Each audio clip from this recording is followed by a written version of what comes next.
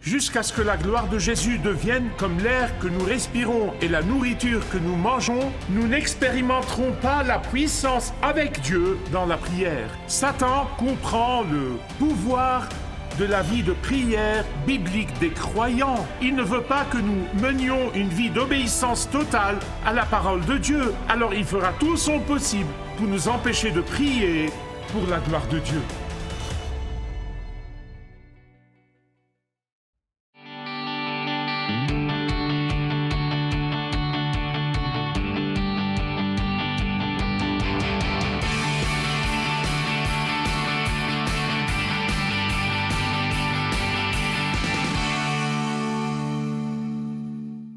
Quand je voyage à travers le pays et partout dans le monde, je suis étonné du nombre de personnes qui viennent après un rassemblement et qui font la queue pendant des heures, et il y en a parmi eux que je n'ai jamais rencontrés auparavant. Et probablement la plupart d'entre eux, je ne reverrai plus jamais jusqu'au ciel. Et ils se font un devoir de venir à moi à la fin pour dire « Dieu a mis sur mon cœur de prier pour vous et votre ministère tous les jours. » Je ne peux vraiment pas exprimer ma gratitude envers Dieu pour eux et pour cette personne que Dieu a conduit à prier pour ce ministère. Et vous vous dites pourquoi?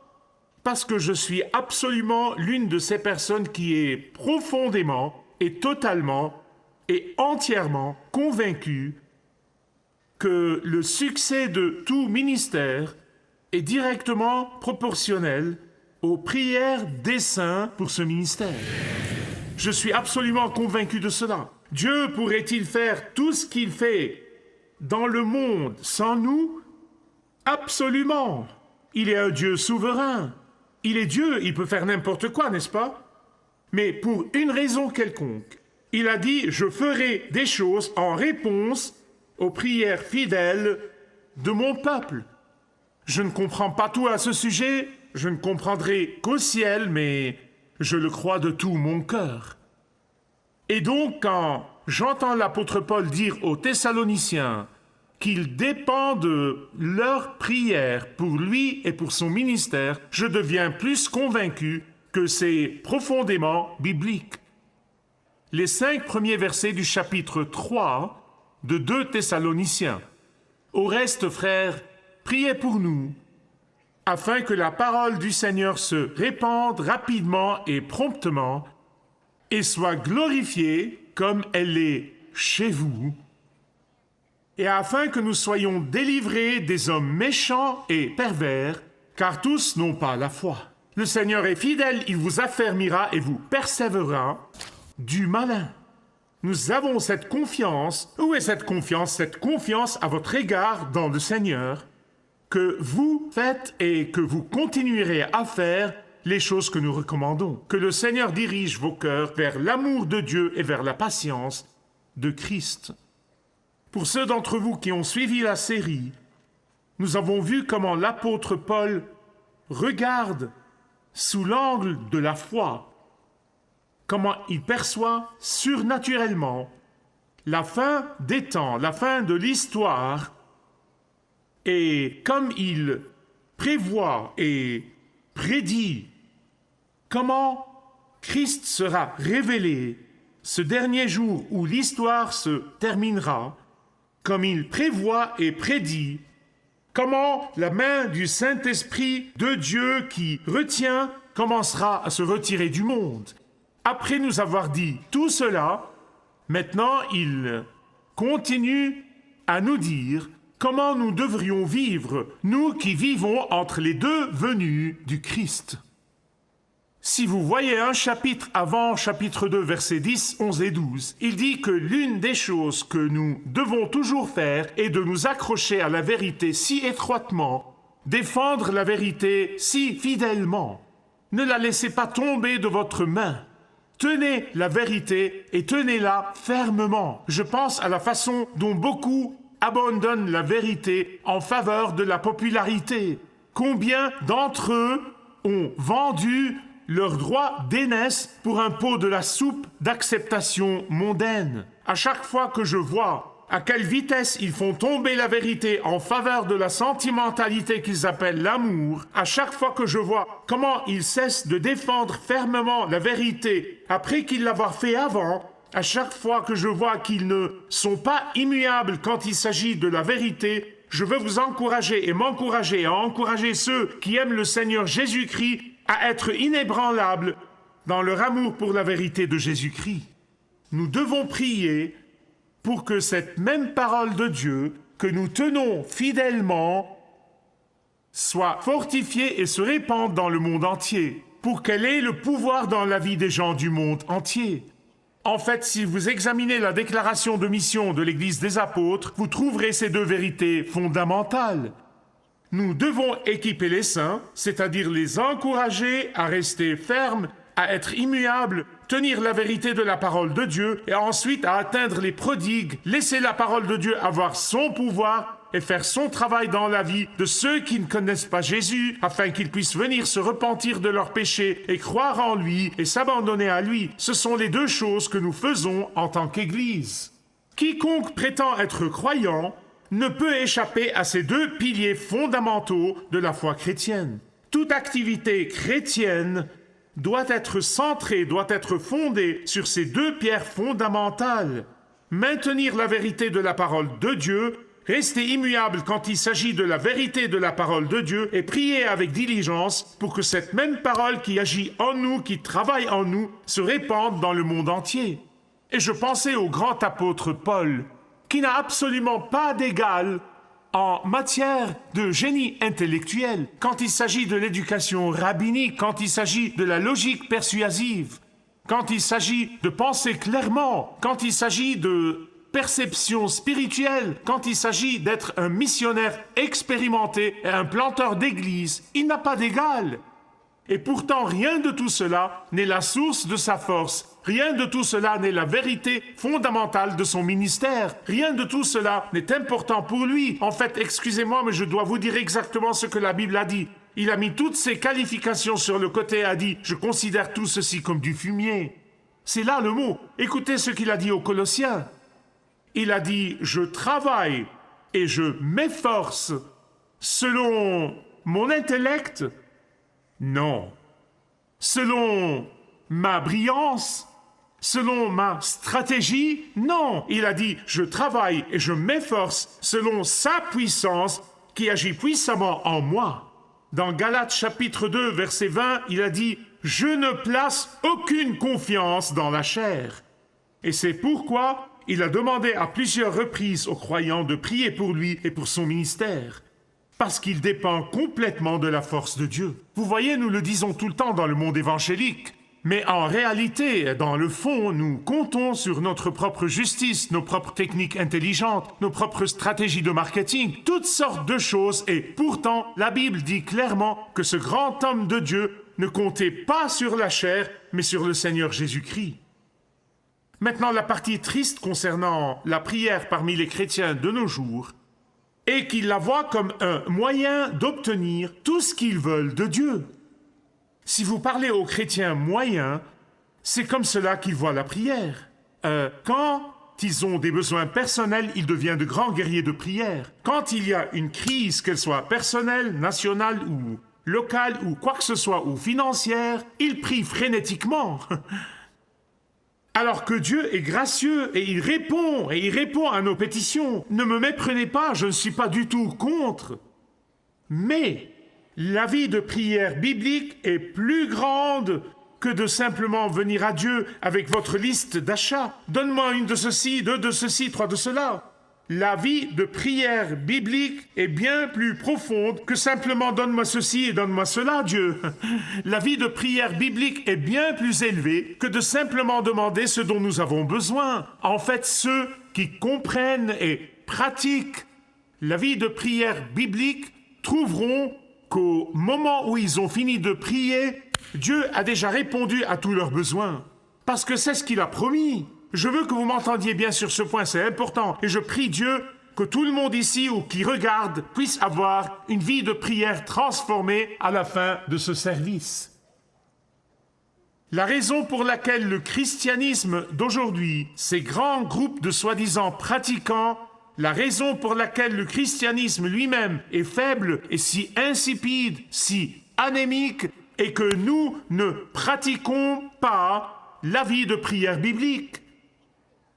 Ce que Paul demande aux Thessaloniciens de faire est deux choses. Il a dit d'abord de nous tenir fermement dans la vérité de la parole de Dieu. Et il a dit deuxièmement de prier pour que la puissance de cette parole se propage autour du monde juste comme elle a fonctionné dans votre vie. Ce que Paul demande aux Thessaloniciens de faire est exactement ce que Jésus a dit quand il a dit, quand vous priez, cherchez d'abord quoi? Vos besoins? Vos désirs, votre liste de souhaits, vos rêves, votre plan, votre stratégie de but? Non! Cherchez d'abord le royaume de Dieu et sa justice, et ces choses vous seront ajoutées. Dieu répondra à tous vos besoins si vous vous concentrez sur sa gloire. Maintenant, bien-aimés, écoutez, je suis là pour témoigner devant vous. Alors que je mûris dans ma vie de prière, je me concentre beaucoup plus sur Jésus et sa gloire, et je ne prie même plus pour mes besoins. Ai-je des besoins? Bien sûr, comme tout le monde, j'ai des besoins. Mais j'ai vu encore et encore et encore que comme j'obéis aux paroles de Jésus, et je cherche d'abord son royaume, je cherche d'abord sa justice, j'ai vu que je n'aurais même pas besoin de demander ce dont j'ai besoin. Vous voyez, la prière n'est pas de cajoler Dieu pour qu'il fasse ce qu'il ne veut pas faire. Si vous écoutez attentivement les gens, c'est comme cela qu'ils voient la prière. Ils pensent que la prière est de surmonter la réticence de Dieu. Ils pensent que la prière est juste d'être en bon terme avec Dieu afin qu'il puisse vous donner ce que vous voulez. Ce n'est pas la vie de prière biblique. En fait, si vous prenez du temps et vous étudiez et vous vous concentrez sur la façon dont Jésus communiait avec son Père, comment il passait du temps avec le Père, je suis convaincu que les disciples trouvaient cela difficile. Que dit-il tout ce temps? Ils étaient tellement habitués à la prière de mémoire 3 fois par jour. En descendant au temple, vous priez 3 fois. Et ils étaient vraiment fascinés. Et finalement, par frustration, ils ont dû lui dire « Apprends-nous à prier. Dis-nous comment tu fais cela. » Et si vous voyez la vie de prière du Seigneur Jésus-Christ, comment il marchait avec son Père, vous verrez que la gloire du Père était la chose la plus importante pour lui. Beaucoup plus importante que toute autre chose. Communier avec le Père est comme l'air que vous respirez, c'est comme la nourriture que vous mangez. Et je n'ai pas rencontré beaucoup de gens qui disaient « Bien, j'ai respiré hier, je ne vais pas respirer aujourd'hui. J'ai respiré la semaine dernière, donc je ne vais pas respirer aujourd'hui. » Ou « J'ai mangé la semaine dernière, donc je ne vais pas manger aujourd'hui. » Vous voyez, c'est ainsi que le Seigneur Jésus-Christ voyait son intimité dans la prière avec le Père. En fait, dans Jean chapitre 4, verset 34, il a dit « Ma nourriture est de faire la volonté de celui qui m'a envoyé. Sa gloire est ma principale préoccupation dans la vie. » Jusqu'à ce que nous communions avec Dieu, bien-aimés, écoutez-moi, jusqu'à ce que la gloire de Jésus devienne comme l'air que nous respirons et la nourriture que nous mangeons, nous n'expérimenterons pas la puissance avec Dieu dans la prière. Je ne veux pas que vous manquiez ceci. Satan comprend le pouvoir de la vie de prière biblique des croyants. Il le comprend vraiment. Il le comprend beaucoup plus que la grande majorité des chrétiens. C'est pourquoi il fait des heures supplémentaires pour détourner notre attention, pour nous faire dévier, pour nous distraire, pour nous empêcher de comprendre ce que cela signifie. Il ne veut pas que nous ayons du pouvoir avec Dieu. Il ne veut pas que nous soyons dans une telle intimité avec le Père et que nous recherchions sa gloire de toutes nos forces. Il ne veut pas que nous menions une vie d'obéissance totale à la parole de Dieu, alors il fera tout son possible pour nous empêcher de prier pour la gloire de Dieu.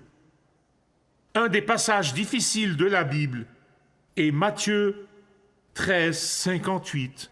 Et la Bible dit « Jésus n'a pas fait beaucoup d'œuvres puissantes là-bas à cause de leur incrédulité. » Certaines de vos traductions ont dit « ne pouvait pas faire ».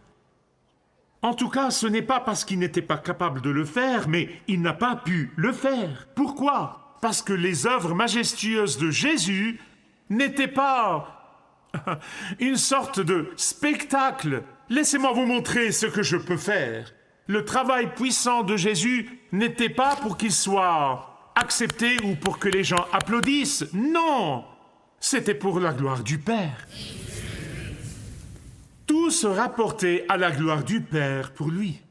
Et quand notre prière est si égocentrique et pas pour la gloire du Père, notre foi est si alambiquée et hésitante et confuse, et notre foi est sans conviction et pleine de doutes. En fait, la majorité de notre foi est concentrée sur ce que nous voulons et ce dont nous avons besoin.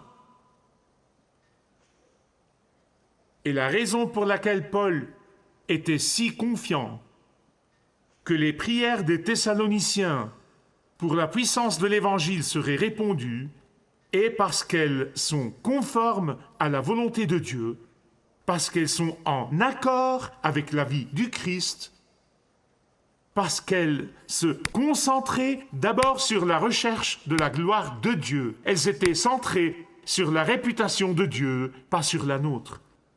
Et ainsi, la première réponse à la question « Pourquoi priez-vous » Verset 1. Priez pour le pouvoir de la parole de Dieu. La parole de Dieu est puissante, mais priez pour que son pouvoir soit déchaîné dans la vie de beaucoup de gens. Deuxièmement, le verset 2, il a dit de prier pour les fidèles qui prêchent et enseignent et témoignent.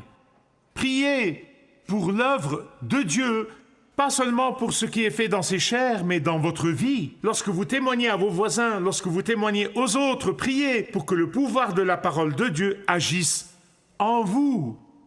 Je suis ébahi, je ne suis pas surpris, mais je suis étonné du venin et de la haine et de la façon dont ils expriment leur méchanceté maléfique, maligne et trompeuse. Ils accusent ceux qui sont fidèles à la parole de Dieu, qui soutiennent la vérité de la parole de Dieu. Ils les accusent d'être pleins de haine. Pourquoi? Parce que quiconque croit et obéit à la parole de Dieu, quiconque refuse d'accepter leur mode de vie immoral, il les appelle sans amour. Ils les voient comme s'ils les rejetaient et ils disent « Moi et mon style de vie, nous ne sommes qu'un. Tu rejettes mon style de vie, tu me rejettes. » Vous voyez, ils déforment la vérité. Notre société entière tord la vérité. Toute notre culture tombe dans cette déformation de la vérité. Ils retournent la table et appellent les seuls qui les aiment vraiment et les aiment assez pour dire la vérité, ils les appellent ennemis. Paul a dit qu'ils ne croient pas à la vérité de l'Évangile. Ils lui sont hostiles. Ils sont hostiles envers ceux qui la proclament fidèlement. Ils les harcèleront, ils les intimideront jusqu'à ce que ces prédicateurs s'alignent avec eux. Et mon Dieu, nous le voyons maintenant partout à travers le monde. Tant de ceux qui défendent fidèlement la vérité se rendent l'un après l'autre, l'un après l'autre, l'un après l'autre. Et sous l'apparence de l'amour qui est vraiment de la sentimentalité, pas de l'amour biblique, pas de l'amour agapé, ils s'adaptent à ceux qui détestent la vérité biblique. Priez pour que la puissance de la parole de Dieu se déplace rapidement. Deuxièmement, priez pour que les fidèles prêchent, enseignent, témoignent de la parole de Dieu. Et troisièmement, il dit, priez en toute confiance dans la puissance et la fidélité de Dieu. Verset 3. Le Seigneur sera fidèle. Dieu est fidèle. Et il peut vous fortifier, vous fortifiera peut-être, il vous fortifiera et vous protégera du mal. Dieu est fidèle et sa parole rapportera les résultats pour lesquels il l'a envoyé. Dieu est fidèle et empêchera Satan de tourmenter les croyants fidèles. Et Dieu est fidèle et il nous protégera de l'esprit d'anarchie qui semble se déchaîner sur le monde. Dieu est fidèle et il nous protégera de l'assaut de l'Antéchrist lorsqu'il sera révélé. Dieu est fidèle et nous empêchera de trébucher. Dieu est fidèle et nous gardera irréprochables et avec une grande joie. Amen. Amen. Verset 4. Nous avons cette confiance. Où est cette confiance? Où est-elle placée? dans sa stratégie brillante, dans sa technique de marketing, dans sa planification astucieuse et sa pensée, dans sa réputation et sa renommée. Encore une fois, rien contre ces choses, mais non. C'est dans le Seigneur que vous faites et que vous continuerez à faire les choses qu'il vous ordonnera. La responsabilité est sur la fidélité du Seigneur.